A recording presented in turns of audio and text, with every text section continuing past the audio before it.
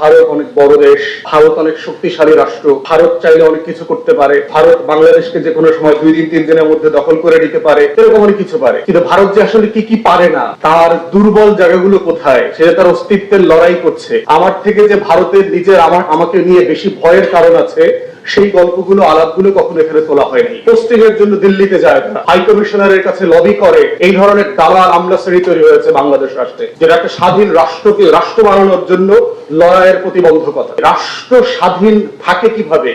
শত্রু সাপেক্ষে। বন্ধু সাপেক্ষে রাষ্ট্র হয় না। ভারত যে আমার শত্রু রাষ্ট্র, এই কথাটা বলতে মনে হচ্ছে অনেকের ওই যে আজরাইল আসার আগে যেভাবে ঢেকুর উঠে যায় না, দম উঠে যায় না, এই ধরনের কাপুরুষ বেঈমান গাদ্দার টাইপের একটা বলয় আছে বাংলাদেশের, আমলা থেকে শুরু করে political class, party, politicians, everybody দম ছুটে যাচ্ছে। যেহেতু বাংলাদেশের স্বাধীনতা লড়াইতে ইন্ডিয়ার অ্যাক্টিভ ইন্টারফারেন্স এবং ইনফ্লুয়েন্স ছিল, তো সেই জায়গাটাতে তার একটা মতাদর্শিক বয়ান বাংলাদেশের যারা আওয়ামী লীগ থেকে জাতীয় পার্টি যারা মতাদর্শিক এজেন্সি কারি করে ভারতের, তারা এটাকে জাতির উপরে চাপিয়ে দিয়েছে। চাপিয়ে দেওয়ার বদলে যেটা হয়েছে যে আমাদের মধ্যে কিছু কমন পারসেপশন ডেভেলপ করেছে যে ভারত অনেক বড় দেশ, ভারত অনেক শক্তিশালী রাষ্ট্র, ভারত চাইলে অনেক কিছু করতে পারে, ভারত বাংলাদেশকে যে কোনো সময় 2 দিন 3 দিনের মধ্যে দখল করে নিতে পারে, এরকম অনেক কিছু পারে। কিন্তু ভারত যে আসলে কি কি পারে না, তার দুর্বল জায়গাগুলো কোথায়, সেটা তার অস্তিত্বের লড়াই করছে। আমার থেকে যে ভারতের নিজের আমাকে নিয়ে বেশি ভয়ের কারণ আছে, সেই গল্পগুলো আলাপগুলো কখনো এখানে তোলা হয়নি। কারণ তোষামোদের রাজনীতি আছে প্রচন্ড রকম। বড় রাজনৈতিক দলগুলো যারা সাকসেসিভলি রাষ্ট্র চালিয়েছে গত 53 বছর, তারা বরাবরই ভারত তোষণ করে, ভারতের তোষামোদি করে, দালালি করে কিভাবে ক্ষমতায় থাকা যায় সেটা চেষ্টা করেছে।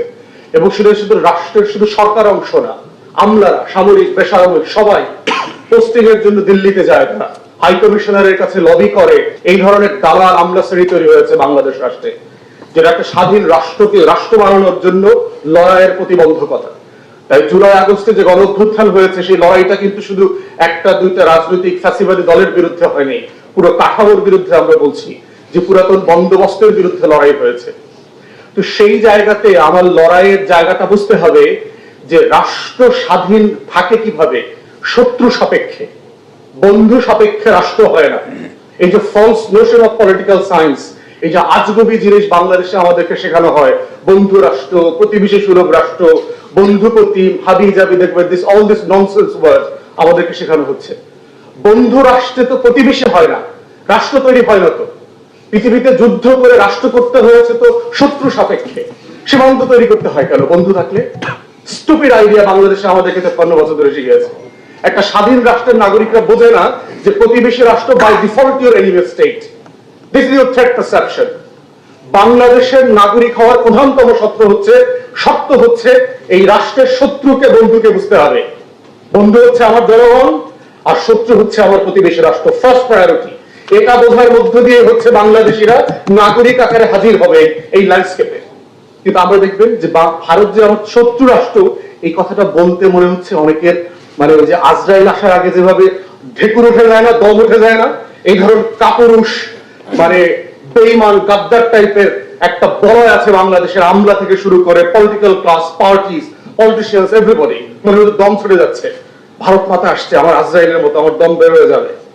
তাহলে আমার থ্রেট পারসেপশনে আমার রাষ্ট্রসত্তার প্রধানতম শত্রু হচ্ছে আমার শত্রু। শত্রুকে ভারত বাই ডিফল্ট। এর মানে কি আমি ভারতের সাথে কালকে থেকে যুদ্ধ করব? আমি ভারতে ঘুরতে যাব না? আমি ভারতের সাথে সম্পর্ক রাখবো না? ব্যবসা করব না? আমার ট্রিটমেন্ট নিতে আমাদের রোগীরা যাবে না? ওদের লোকরা এসে 30 লাখে 40 লাখে বৈধ অবৈধভাবে এই দেশে কাজ করবে না? করবে, সব করব। কিন্তু কনসিয়াসলি করতে হবে যে কে আমার বন্ধু, কে আমার শত্রু। আমার ফার্স্ট প্রায়োরিটি আমার থ্রেট পারসেপশন। রাষ্ট্র যখন থ্রেট পারসেপশন পরিষ্কার করে ফেলবে, তখন এটা তার পলিসিতে ইমপ্লিমেন্টেড হবে, এটা তার রাষ্ট্রীয় মনস্তত্ত্বে, সিলেবাসে, কারিকুলামে সবকিছুতে প্রতিফলিত হবে। এক্সাম্পল দেই, অফিসিয়ালি ওয়ারেন টেরর ডিসপেন্স করবার পরে আমেরিকা কিন্তু ঘোষণা করেছে চায়না তার সিকিউরিটি থ্রেট, ডিফেন্স থ্রেট। চায়নার সাথে কি সে যুদ্ধ করছে? ডেলি করছে? চায়না, ভারত, পাকিস্তান সবাই সবাইকে শত্রু রাষ্ট্র গণ্য করে না? করছে তো। ওরা ওদের সাথে করছে, যুদ্ধ করছে। চায়নার কয়েকশো বিলিয়ন ডলার ইনভেস্টমেন্ট আছে ইন্ডিয়াতে। তো কিভাবে সেটা হচ্ছে? ইংল্যান্ড এবং ফ্রান্স শত শত বছর ধরে যুদ্ধ করেছে, শত শত বছর, গত 100 বছরের ভিতরে পোল্যান্ড নামক দেশ 2বার মানচিত্র থেকে হারায় গেছে, আবার চলে আসছে। ইউরোপ তো গত 70 বছর ধরে শুধু যুদ্ধ করছে না, এর আগের 1000 বছর তারা শুধু যুদ্ধই করেছে। Everybody, every border consider themselves as an enemy state on the front. তাহলে আমাদের কেন করতে সমস্যাটা? অতএব আমার রাষ্ট্রের অস্তিত্বের স্বার্থে আমার শত্রু রাষ্ট্রের আইডিয়াটা পরিষ্কার থাকতে হবে। এরপরে আমি তার সাথে সব লেনদেন করব, বোঝাপড়া করব, তার সাথে বাণিজ্য করব, চুক্তি করব, লাখে লাখে ঘুরতে যাব, ওরাও লাখে লাখে আমার এখানে ঘুরতে যাবে, আমরা সবাই সবাইকে ইলিশ মাছের সময় ইলিশ মাছ পাঠাবো, সে আমাকে ফেলানির লাশ পাঠাবে, ইয়াবা পাঠাবে, ফেন্সিডিল পাঠাবে, সব পাঠাবে। এর নাম হচ্ছে শত্রু বন্ধু রাষ্ট্র। এরপরে দেখেন থ্রেট পারসেপশনের প্রবলেম। ভারত কি আপনাকে বন্ধু রাষ্ট্র মনে করে? আপনি যে ফেনা তুলে ফেলছেন ভারতের তেল মারতে মারতে, ভারত আপনাকে কিভাবে দেখে? পার্লামেন্ট উদ্বোধন হয়েছে গত বছর না আগে বছর, দেখবেন সে পার্লামেন্ট বিল্ডিং এ অখণ্ড ভারতের একটা ম্যাপ তারা লাগিয়েছে, যেটা নিয়ে দেখবেন যে মালদ্বীপ, পাকিস্তান অনেক রাষ্ট্র কিন্তু প্রতিবাদ করেছে। কিন্তু বাংলাদেশের এই অনির্বাচিত কুলাঙ্গার সরকারের তো যেহেতু দম উঠে গেছে, বিকৃত সরকার তো সেটা করতে পারে নাই।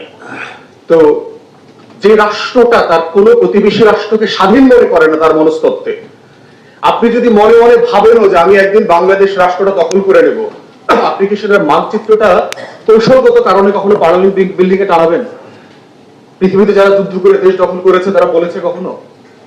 তাহলে সে তার নেইবারহুডের প্রত্যেকটা রাষ্ট্র, নেপাল, ভুটান, মালদ্বীপ, বাংলাদেশ, পাকিস্তান, আফগানিস্তান, চায়নার কিছু অংশ, শ্রীলঙ্কা, সবাইকে দিয়ে একটা অখণ্ড ভারতের ম্যাপ বানিয়েছে। তাহলে যে রাষ্ট্র আপনাকে অ্যানেক্স করতে চায় সেই রাষ্ট্র আপনার বন্ধু হয় কিভাবে? থার্ড এক্সাম্পল, বাংলাদেশের সীমান্তে ভারত জুড়ে 3500 কাঁটাতারের বেড়া কে দিয়েছে? বাংলাদেশ দিয়েছে না ভারত দিয়েছে?